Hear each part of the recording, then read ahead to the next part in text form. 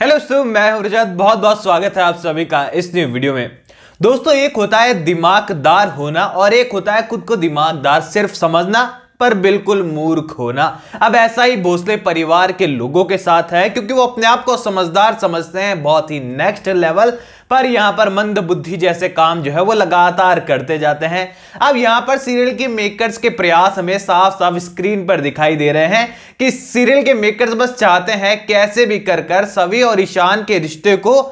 इन सारी चीजों के होने से पहले इतना मजबूत बना दिया जाए कि बाद में उसे तोड़ पाना उनके खुद के लिए भी नामुमकिन हो जाए। अब यहां पर इसके लिए आने वाले एपिसोड में सभी को जिन लीगल फंडों में फंसाने की कोशिश भोसले इंस्टीट्यूशन ऑफ एक्सीलेंस के डायरेक्टर्स कर रहे हैं, वो ही जो चीजें हैं ईशान और सभी के रिश्ते को एक्स्ट्रा मजबूत बना देगी और लीगली भी उनकी शादी को अप्रूवल ये ही सारे डॉक्यूमेंटेशन वगैरह देने वाले हैं। अब देखो, मैं आपको डिटेल के अंदर सब कुछ समझाता हूं, बिकॉज आने वाले एपिसोड में कर्जा है, कर्जे से माफी है और उसके बाद घर वालों के अगेंस्ट भी जाना है, तो यहां पर कुछ रोमांटिक मोमेंट भी है और काफी कुछ इंटरेस्टिंग आप सभी के लिए है। एंड कल के दिन जो कमेंट्स आ रहे थे ना, देखकर बहुत खुशी हुई और आई थिंक अगर सीरियल के मेकर्स भी हमारा कमेंट सेक्शन किसी दिन देखेंगे ना, उन्हें भी बहुत खुशी होगी, क्योंकि कमेंट में जो है लोग कह रहे थे कि हाँ, अब कहानी में कुछ ट्विस्ट आ रहे हैं और इंटरेस्ट धीरे धीरे पनपने लगा है सीरियल को लेकर। अब कहानी कॉपी कम लग रही है, कॉपी तो लग रही है लेकिन फिर भी इंटरेस्टिंग लग रही है। अब देखो, यहां आने वाले एपिसोड के अंदर सभी हिसाब किताब लगा रही है कि ईशान सर ने उससे आज तक कितना कर्जा लिया है।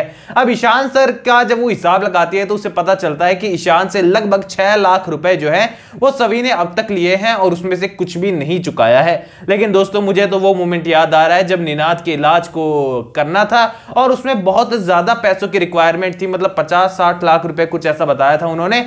उसके बाद भी जो अमाउंट था वो किसी ऑर्गेनाइजेशन ने जो है वो दिया था और डोनेशन उन्हें मिल गया था, जिस कारण से ईशान को खर्च नहीं करना पड़ा होगा और यहां पर 6 लाख का हिसाब हमारी सभी के पास है। अब यहां पर आने वाले एपिसोड में भोसले इंस्टीट्यूशन ऑफ एक्सीलेंस में ईशान जो है वो टाइम पर तो पहुंच नहीं पाया है और असेंबली करने लग गया, बात पलट दी है। तो निशिकांत कहने वाला है, ईशान बाबू अगर ये समझदार भरे काम हो गए हो तो आ जाइए बोर्ड मीटिंग के अंदर, कुछ बड़े फैसले करने और कुछ नए नियम कायदे आए हैं एजुकेशन बोर्ड से, उनको भी हमें समझना होगा, क्योंकि कई ऐसे स्टूडेंट हैं जिनके डॉक्यूमेंट्स अधूरे पड़ रहे हैं और यहां पर उनको जो है कॉलेज के अंदर रखना बहुत बड़ी बात होगी। अब यहां पर वो लोग एजुकेशन बोर्ड का वास्ता देकर जो है पर पूरी तरीके से ईशान को ये कहने वाले हैं कि एजुकेशन बोर्ड ने हमारे ऊपर सवाल उठाया है और ये बिल्कुल भी जो है सही नहीं है, हमें सभी को कॉलेज से निकालना होगा बिकॉज उसकी स्कॉलरशिप कैंसिल हो गई है और हम किसी स्टूडेंट को स्कॉलरशिप के दम से जो कि हमें एजुकेशन बोर्ड से मिलती है इन लीगल तरीके से नहीं पढ़ाएंगे, क्योंकि हमारी नीयत पे शक जो है फिर उनको जाएगा। अब ईशान यहां पर कहने वाला है, पर सभी को मिली है जो स्कॉलरशिप वो उसकी मेहनत से मिली है, उसकी परफॉर्मेंस से मिली है। तो यहां पर वो लोग कहने वाले हैं कि भैया तुझसे शादी हो चुकी है और शादी होने के बाद अगर लड़की और स्टूडेंट सक्षम है तो उन्हें फीस देनी पड़ती है, उसके बाद उनकी स्कॉलरशिप कैंसिल हो जाती है। देखो, सच बताऊं तो मुझे इस बारे में ज्यादा नॉलेज नहीं है, ना ही मैंने रिसर्च की कि ऐसा होता है, असल में नहीं होता, पर पता नहीं क्यों मुझे ऐसा लग रहा है कि यार ऐसा तो नहीं होता होगा, क्योंकि मान लो कि 1 साल मैंने पढ़ाई की है, मुझे स्कॉलरशिप मिल गई है और अगले साल मेरी शादी हो गई है, तो यहां पर इसका मतलब ये तो है नहीं कि यार कि मतलब शादी होते ही क्या पता वो सक्षम हो भी या ना हो सामने वाला बंदा। तो ऐसे में स्कॉलरशिप कैंसिल करनी या नहीं करनी ये समझ में नहीं आया, थोड़ा सा रिसर्च करनी पड़ेगी। देखो इसके ऊपर, अगर हो जाएगी तो अगली वीडियो बता दूंगा। बाकी आप में से कोई जानता है इस बारे में तो कमेंट सेक्शन में बता दीजिएगा, बिकॉज हम लोग तो देखो यार आपस में अपने सीरियल को लेकर दुख सुख बांट लेते हैं और वही चीजें जो है कमेंट सेक्शन में चलती है। तो यहां पर ईशान भाई साहब जो है एक मुंह पर तमाचा मारने वाले हैं, किसके? यशवंत के नहीं, निशिकांत के नहीं, उनके अहंकार के, क्योंकि यहां पर ईशान कहने वाला है कि ठीक है, अगर सभी को स्कॉलरशिप नहीं मिलेगी तो मैं उसका पति हूं ना, मेरे वजह से उसकी स्कॉलरशिप खत्म हो रही है ना,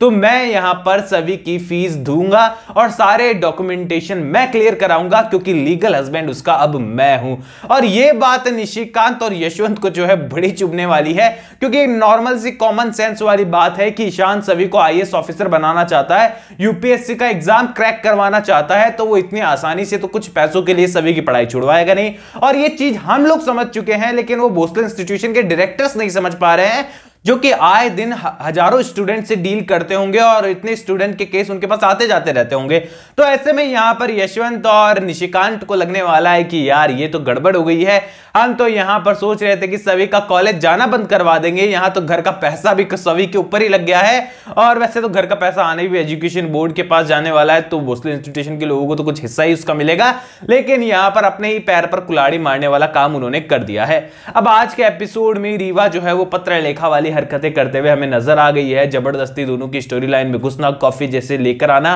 सभी को ताना मारना कि ईशान चाय नहीं पीता है, पर आने वाले एपिसोड में सभी जो ईशान को कड़क चाय पिलाने वाली है, ईशान कॉफी छोड़कर कड़क चाय का फैन हो जाने वाला है और उसके बाद ईशान को कड़क चाय ही चाहिए होगी। और भोसले परिवार के लोग देखेंगे कि हाँ भाई दिख रहा है तेरे पे कितना असर है इस सभी का, और यहां पर यह भी उन्हें ऐसे लगने वाला है कि सभी ने उनके ऊपर कोई बोझ डाल दिया है ईशान की चॉइस बदलाकर। यार लगभग हमारे इंडिया में जो है 80% लोगों को जो है चाय पसंद होती है कॉफी के कंपैरिजन में। कॉफी अपने आप में बहुत अच्छी होती है, मान सकते हैं, पर चाय तो चाय होती है, लोगों की दिनचर्या का हिस्सा होता है चाय। अगर 4 दोस्त साथ में बैठे हैं तो भी एक बंदे को चाय चाहिए होती है और उसके एक बंदे को देखकर तीनों बाकी भी चाय पी लेते हैं। और हमारी चाय तो मतलब ट्रेडिशनल की तरह है हमारे इंडिया के अंदर, और चाय का कोई कंपैरिजन कर ही नहीं सकता है। वेल आप में से कितने लोग चाय और कॉफी लवर है मुझे कमेंट सेक्शन में बता देना। और आने वाले एपिसोड के अंदर जो इनडायरेक्टली तमाचा पड़ा है निशिकांत और यशवंत और अक्का साहेब रीवा दुर्वा की मुंह पर भी, उसके लिए आप कितने एक्साइटेड है कमेंट सेक्शन में जरूर बताना। कोई भी सवाल है तो शेयर कर सकते हैं, इंस्टाग्राम पर सपोर्ट कर सकते हैं, लिंक डिस्क्रिप्शन में यूजर नेम नजर आ रहा है। चैनल को सब्सक्राइब कर दीजिए ऑल न्यू एपिसोड के अपडेट के लिए, और अपकमिंग एपिसोड के अपडेट के लिए मैं मिलूंगा आप सभी लोगों से अगले वीडियो में। जब तक के लिए थैंक यू दोस्तों।